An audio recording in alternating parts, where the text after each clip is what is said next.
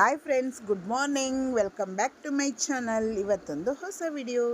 Friends, ನಮ್ಮ ಗಿಡದಲ್ಲಿ ಡೇರೆ ಹೂವೆಲ್ಲ ಬಿಟ್ಟಿದೆ.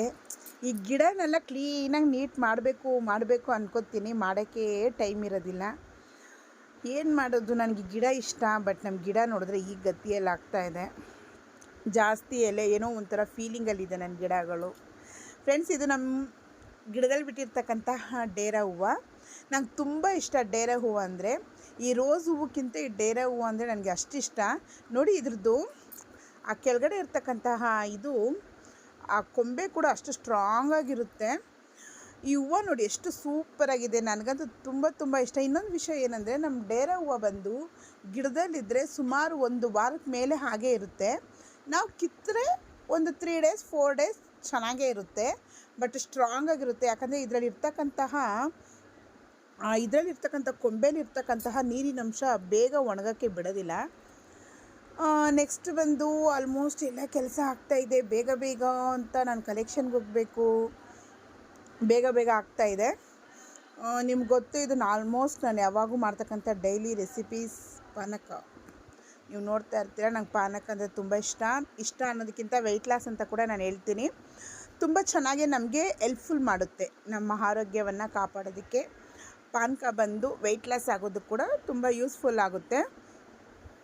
ಈಗ ಬಂದು ಹಾಗೆ ಸ್ವಲ್ಪ ಹೊತ್ತು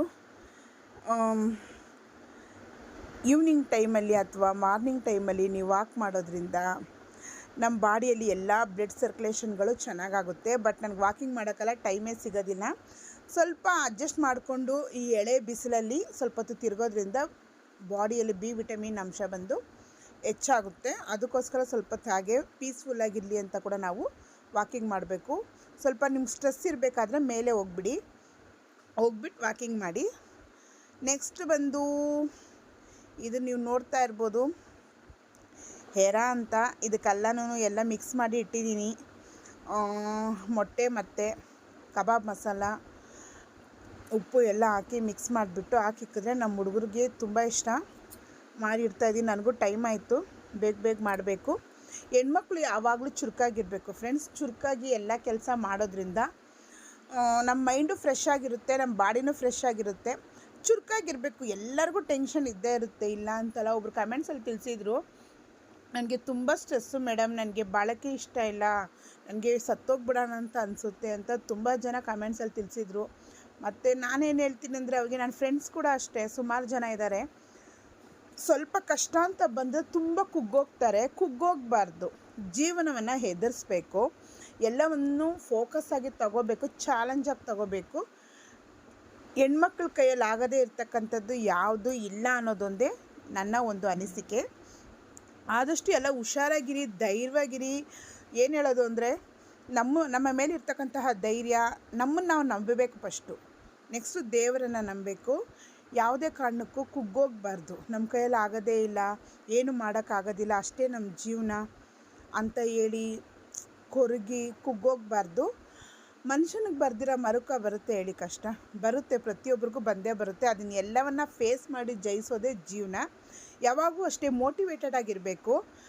ನಾವು ಇನ್ನೊಬ್ಬರಿಗೆ ಉದಾಹರಣೆಯಾಗಿ ಬಾಳಬೇಕು, ಅದೇ ಜೀವನ. ಎಲ್ಲರಿಗೂ ದುಡ್ಡಿನ ಕಷ್ಟ ಬಂದೇ ಬರುತ್ತೆ ಫ್ರೆಂಡ್ಸ್. ಅದನ್ನು ಎದುರಿಸ್ತಕ್ಕಂತಹ ದಾರಿ ಬಂದು ದೇವರು ಖಂಡಿತ ಕೊಡ್ತಾರೆ. ಎಲ್ಲದಕ್ಕೂ ಒಂದು ಏನು ಹೇಳೋದು, ಒಂದು ನಂಬಿಕೆ ಅನ್ನೋದು ತುಂಬ ಮುಖ್ಯ. ನೀವು ನಂಬಿರ್ತಕ್ಕಂಥ ದೇವ್ರ ಮೇಲೆ ನೀವು ಫಸ್ಟು ನಂಬಿಕೆ ಇಡಿ, ಎಲ್ಲವೂ ಸುಗಮವಾಗಿ ಖಂಡಿತ ಆಗುತ್ತೆ. ಸಾಯಬೇಕು ಅಂತ ಅಂದ್ಕೊಂಡಿದ್ರೆ ಪ್ರಪಂಚದಲ್ಲಿ ಯಾವ ಹೆಣ್ಮಕ್ಳು ಇರ್ತಾರಿಲ್ಲ. ಎಲ್ಲರಿಗೂ ಒಂದೊಂದು ಪ್ರಾಬ್ಲಮ್ ಇದ್ದೇ ಇರುತ್ತೆ. ಎಲ್ಲವನ್ನು ಮೆಟ್ಟಿ ಜಯಿಸೋದೇ ಜೀವನವಾಗಿದೆ. ಆಲ್ಮೋಸ್ಟ್ ಎಲ್ಲ ಹುಷಾರಾಗಿರಬೇಕು, ಧೈರ್ಯವಾಗಿರಬೇಕು. ನಮ್ಮ ಮೇಲೆ ನಾವು ನಂಬಿಕೆ ಇಡೋದನ್ನು ಕಲಿಬೇಕು.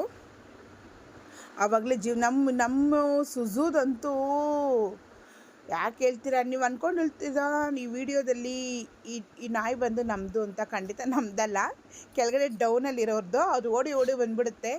ನಾಯಿ ಮೇಂಟೆನೆನ್ಸ್ ಮಾಡೋಂಥದ್ದೆಲ್ಲ ಆಗೋಲ್ಲ ಫ್ರೆಂಡ್ಸ್. ಆಲ್ಮೋಸ್ಟ್ ನನ್ನ ಕಲೆಕ್ಷನ್ಗೆ ಹೋಗೋಕ್ಕೆ ರೆಡಿ ಆದೆ. ಇಲ್ಲೊಂದು ಡಾಗ್ ನೋಡಿ ಯಾವ ಥರ ಎಣಕಿ ನೋಡ್ತಾ ಇದೆ ಕಾರಿಂದ ಈಚೆ. ಹಾಗೆ ವಿಡಿಯೋ ಮಾಡಿದೆ ನಾನು. ಅದು ಒಂಥರ ನೋಡೋದಕ್ಕೆ ಇಷ್ಟಪಟ್ಟು ನೋಡ್ತಾ ಇದೆ. ಓಕೆ ಫ್ರೆಂಡ್ಸ್, ನನ್ನ ವಿಡಿಯೋ ನಿಮಗೆ ಇಷ್ಟ ಆಗಿದೆ ದಯವಿಟ್ಟು ಸಬ್ಸ್ಕ್ರೈಬ್ ಮಾಡಿ, ನನ್ನ ಚಾನಲ್ಗೆ ಸಪೋರ್ಟ್ ಮಾಡಿ. See you next video. Bye.